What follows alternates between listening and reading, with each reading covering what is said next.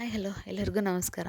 ಎಲ್ಲರಿಗೂ ಗೋಬಿ ತಿಂದು ಒಂದೇ ಥರ ಗೋಬಿ ತಿಂದು ಬೇಜಾರಾಗಿರುತ್ತಲ್ವ, ಹೂಕೋಸು ಗೋಬಿ, ಕ್ಯಾಬೇಜ್ ಗೋಬಿ ತಿಂದು. ಸೊ ಇವತ್ತು ನಾನು ನಿಮಗೆ ಸೋಯಾ ಚಂಕ್ಸಲ್ಲಿ ಗೋಬಿ ಮಾಡೋದನ್ನು ಹೇಳ್ಕೊಡ್ತಾ ಇದ್ದೀನಿ. ಓಕೆನಾ.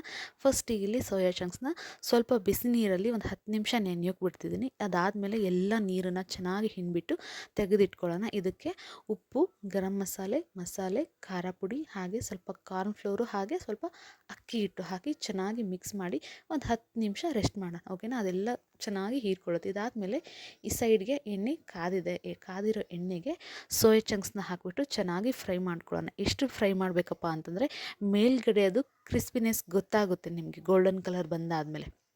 ಓಕೆ, ಅಲ್ಲಿವರೆಗೂ ಚೆನ್ನಾಗಿ ಫ್ರೈ ಮಾಡ್ಕೊಳ್ಳೋಣ. ನೋಡಿ ಇವಾಗ ಬಂದಿದೆ, ಇದು ಫುಲ್ ಕ್ರಂಚಿ ಆಗಿರುತ್ತೆ. ಅದಾದಮೇಲೆ ಇಲ್ಲಿ ಇನ್ನೊಂದು ಪ್ಲೇಟ್ಗೆ ಸ್ವಲ್ಪ ಅಕ್ಕಿ ಹಿಟ್ಟು, ಹಾಗೆ ಅದಕ್ಕೆ ಸ್ವಲ್ಪ ನೀರು ಹಾಕ್ಕೊಂಡು ಗಂಟಲಿರೋ ಥರ ಚೆನ್ನಾಗಿ ಕಲಿಸ್ಕೊಳೋಣ. ಅದಾದಮೇಲೆ ಒಂದು ಬಾಣಲೆಗೆ ಎಣ್ಣೆ, ಸಾಸಿವೆ, ಜೀರಿಗೆ, ಹಾಗೆ ಕಟ್ ಮಾಡಿರ್ತಕ್ಕಂಥ ಈರುಳ್ಳಿ ಹಾಕಿ ಚೆನ್ನಾಗಿ ಫ್ರೈ ಮಾಡ್ಕೊಳ್ಳೋಣ.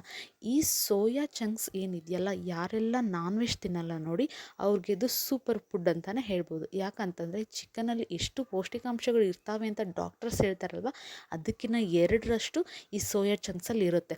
ಸೊ ಕೆಲವೊಬ್ಬರು ವೆಜಿಟೇರಿಯನ್ ಇರ್ತಾರೆ, ಏನಪ್ಪ ಅಂದರೆ ಎಗ್ ಸಹಿತ ತಿನ್ನಲ್ಲ.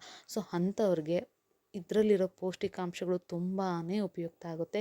ಒಂದ್ಸಲಿ ಟ್ರೈ ಮಾಡಿ, ತುಂಬಾ ಟೇಸ್ಟಿಯಾಗಿರುತ್ತೆ. ಚಿಕನ್ನು, ಮಟನ್ನು, ಈ ಎಗ್ಗಲ್ಲಿ ಏನೇನು ಪೌಷ್ಟಿಕಾಂಶಗಳು ಇರುತ್ತಲ್ಲ ಅದು 2ರಷ್ಟು ಈ ಸೋಯಾ ಚಂಕ್ಸಲ್ಲಿ ಇರುತ್ತೆ.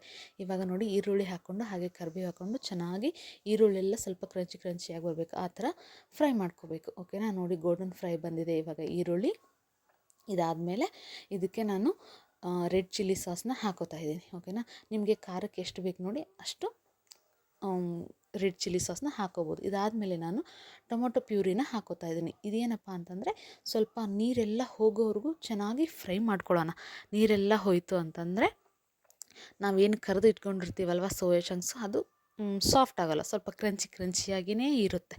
ಓಕೆನಾ. ಇದಾದಮೇಲೆ ಸ್ವಲ್ಪ ಮಸಾಲೆ, ಹಾಗೆ ಗರಂ ಮಸಾಲೆ, ಸ್ವಲ್ಪ ಉಪ್ಪು ಹಾಕೋತಾ ಇದ್ದೀನಿ. ಈಗ ಆಲ್ರೆಡಿ ನಾನು ಸೋಯಾ ಚಂಕ್ಸ್ಗೆ ಉಪ್ಪು ಹಾಕ್ಕೊಂಡಿರೋದ್ರಿಂದ ಇದಕ್ಕೆ ಸ್ವಲ್ಪನೇ ಹಾಕೋತಾ ಇದ್ದೀನಿ. ಒಂದ್ಸಲಿ ಸೋಯಾ ಚಂಕ್ಸ್ನ ಹಾಗೆ ತಿಂದ್ಬಿಟ್ಟು ನೋಡಿ, ಅಲ್ಲಿ ಜಾಸ್ತಿ ಉಪ್ಪು ಅನ್ನಿಸ್ತು ಅಂತಂದರೆ ಈ ಬಾಣಲೆಗೆ ಉಪ್ಪು ಬೇಡ, ಇಲ್ಲಪ್ಪ ಸ್ವಲ್ಪ ಕಡಿಮೆ ಅನ್ನಿಸ್ತು ಅಂದರೆ ಸ್ವಲ್ಪ ಉಪ್ಪನ್ನು ಹಾಕ್ಕೊಳ್ಳಿ. ನಾನು ಇವಾಗ ಸ್ವಲ್ಪ ಉಪ್ಪನ್ನು ಹಾಕೋತಾ ಇದ್ದೀನಿ. ಓಕೆನಾ.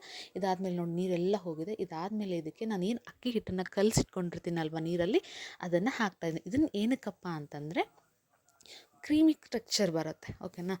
ನೋಡಿ ಇವಾಗ ಈ ಥರ ಬರುತ್ತಲ್ವ, ಈ ಥರ ಎಲ್ಲ ಕ್ರೀಮಿ ಥರ ಬರುತ್ತೆ. ಇದಾದಮೇಲೆ ಏನು ಫ್ರೈ ಮಾಡಿ ಇಟ್ಕೊಂಡಿರ್ತೀನಲ್ವ ಸೋಯಾ ಚಂಕ್ಸ್ನ, ಇದಕ್ಕೆ ಹಾಕಿಬಿಟ್ಟು ಚೆನ್ನಾಗಿ ಫ್ರೈ ಮಾಡ್ಕೊಳ್ಳೋಣ. ಸೊ ಇವಾಗ ರುಚಿಯಾದ ಸೋಯಾ ಚಂಕ್ಸ್ ರೆಡಿ.